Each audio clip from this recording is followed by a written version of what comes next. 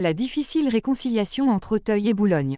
2006, le début de la fin pour les groupes d'ultra parisiens. Le 23 novembre 2006, le PSG va vivre l'une des soirées les sombres de son histoire. Mal embarqués en Ligue 1, 14e au classement, les Parisiens veulent profiter de la Coupe de l'UEFA pour se donner de l'air. Après 2 victoires, les hommes de Paul Lacombe reçoivent l'Hapoel Tel Aviv, mais le match ne se passe pas comme prévu. Après être revenu au score, Paris s'incline 4-2 et vit cette défaite comme une humiliation. La suite sera pire encore. À la sortie du stade, un homme de confession juive est poursuivi par un groupe de supporters parisiens.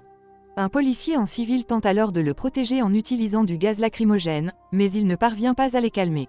Projeté au sol, il sort son arme et tire 2 coups, dont un qui tuera sur le coup Julien Quemener, un ultra de la tribune Boulogne.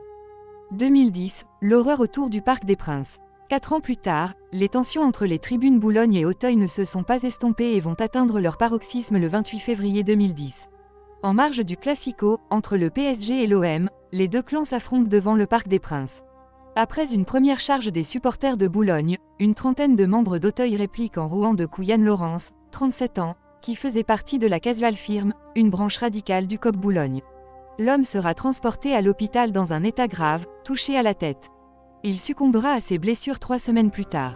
6 ans après, l'un des protagonistes du meurtre, Jérémy Ban, sera condamné à 5 ans de prison, dont 2 avec sursis, tandis que l'autre prévenu, Romain Lafont, sera acquitté.